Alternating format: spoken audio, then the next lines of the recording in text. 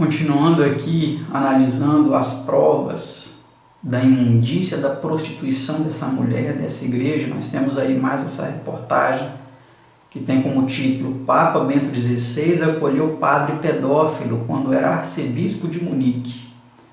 Foi publicado no dia 13/3/2010. Diz assim essa matéria: o Papa acolheu um padre pedófilo quando era arcebispo de Munique para que fosse tratado, entre aspas. Não se pode comprovar se realmente foi esse o motivo, mas foi o motivo declarado, foi o motivo, foi a justificativa, podemos dizer assim, para que fosse tratado. Anunciou nesta sexta-feira o arcebispado de Munique, na Alemanha. A pedido da diocese de Essen, o abade H foi acolhido no arcebispado de Munique e Freising em janeiro de 1980, segundo um comunicado do arcebispado, liderado entre 1977 e 1982 por Joseph Ratzinger, o atual Papa Bento XVI. Tá aí a matéria, o link da matéria, da reportagem.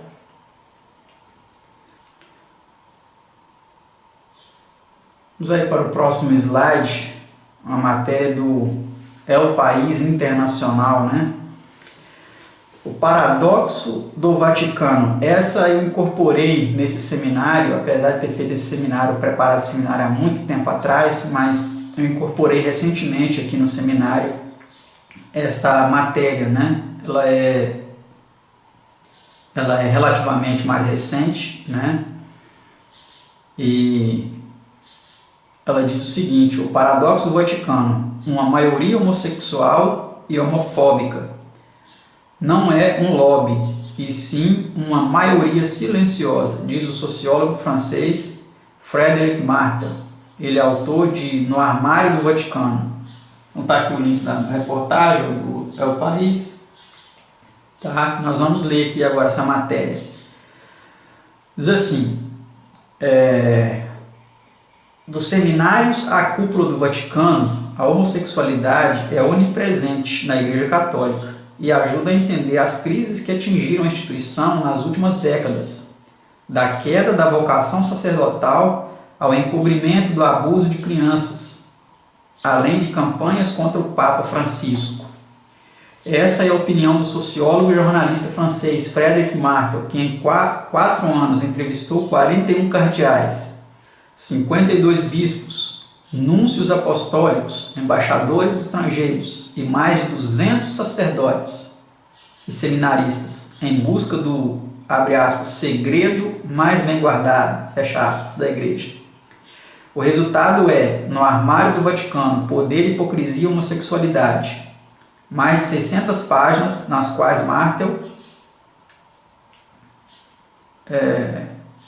um nome aí difícil de pronunciar, França, 1967, expõe a vida dupla e moral do catolicismo romano. Eu acho que deveria ser imoral, mas eu copiei isso aí do site, O País, a vida dupla e imoral do catolicismo romano. A obra que fará o Vaticano tremer, entre aspas, como resume o jornal Le Monde, será publicada em 8 idiomas e em 20 países.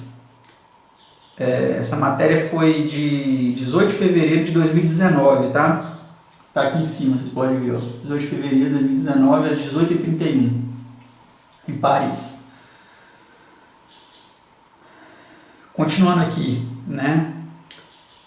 a obra, esse livro dele, resultado de todas essas entrevistas com esses homens da Igreja Católica, será publicada em 8 idiomas e em 20 países, coincidindo com a cúpula sobre pedofilia, convocada pelo Papa. O livro, com lançamento mundial na próxima quinta-feira, em relação ao dia 18 de fevereiro de 2019, Ainda não tem data para ser publicado no Brasil. Quando essa matéria saiu, ele não tinha data, mas hoje o livro já está em português, Esse vídeo está sendo gravado no dia 23 de outubro de 2019, já tem em português, inclusive eu tenho o livro aqui em minhas mãos, vou mostrar para vocês depois. A matéria continua dizendo o seguinte: os homossexuais, segundo Martel, ou Martel, não sei como se pronuncia corretamente o sobrenome dele, representam a grande maioria no Vaticano. Não estima a quantidade, embora uma de suas fontes lhe garanta que seja da ordem de 80%. 80% dos sacerdotes católicos são, ou pelo menos no Vaticano, são homossexuais. Olha só o absurdo. O autor acrescenta que entre os 12 cardeais que cercavam João Paulo II na década de 80 e 90, em plena devastação pela AIDS, e que definiram sua política contra os preservativos, a maioria era de homossexuais. Para afirmar isso, se baseia nas entrevistas realizadas algumas com os próprios cardeais. A vida privada dos indivíduos lhes diz respeito, e eu quase diria que não nos diz respeito, diz numa entrevista ao El País.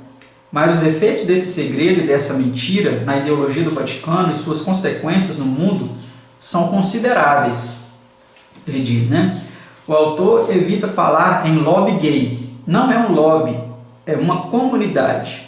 Não é uma minoria que atue, e sim uma maioria silenciosa. Um lobby seria gente unida por uma causa. Aqui, cada bispo cardeal se esconde dos outros e ataca a homossexualidade dos outros para esconder seu segredo. Olha só que absurdo, né? De hipocrisia, de depravação, de sodomia que existe nesse meio podre. A matéria continua dizendo o seguinte: as conclusões do livro, aqui você pode ver a capa dele em espanhol, o título até principal aqui é Sodoma, Poder e Escândalo em Vaticano, né? As conclusões do livro e algumas cenas podem parecer ousadas e até mesmo devassas em alguns momentos. Meu tema não são as festas chemsex, esclarece Martel, em alusão às orgias com drogas que apareceram meses atrás na imprensa italiana. Meu tema não são os abusos, meu tema é a vida banal e trágica dos sacerdotes condenados a uma castidade antinatural. E essa gente está presa na armadilha de um armário onde eles mesmos se fecham, do qual não sabem sair, enquanto no lado de fora todo mundo se diverte. Olha só, né? A putaria rola solta. A originalidade de sua investigação é que estabelece a homossexualidade, uma homossexualidade calada e misturada à homofobia, como núcleo do sistema eclesiástico. Quanto mais homofóbico for um bispo, mais possibilidade há de que seja homossexual. É o código, diz na entrevista. Então olha só como que a coisa funciona, né? A matéria continua dizendo o seguinte, olha: é a chave que permite entender muitos de seus problemas. A reduzida capacidade de atrair a futuros sacerdotes, por exemplo. Antes, quando você era um menino de 17 anos em um povoado italiano ou espanhol e descobria que não se sentia atraído pelas mulheres, a igreja era um refúgio. Deixava de ser um pária do qual as pessoas zombavam no pátio da escola para ser considerado Deus, argumento. Mas os tempos mudaram, inclusive no vilarejo italiano há outras opções além de virar sacerdote. Martel insiste no aparente paradoxo de um discurso contra a homossexualidade num Vaticano majoritariamente homossexual. Aborda a trajetória de vários líderes da linha mais rigorosa, como o colombiano Alfonso López Trujillo, já falecido, com relação ao uso do preservativo, e do espanhol Antônio Rouco Varela contra o casamento gay. Aqui você tem uma capa do livro já em português, uma das versões dele em português, né? No Armário do Vaticano, Poder, Hipocrisia e Homossexualidade, Frederick Martel, né?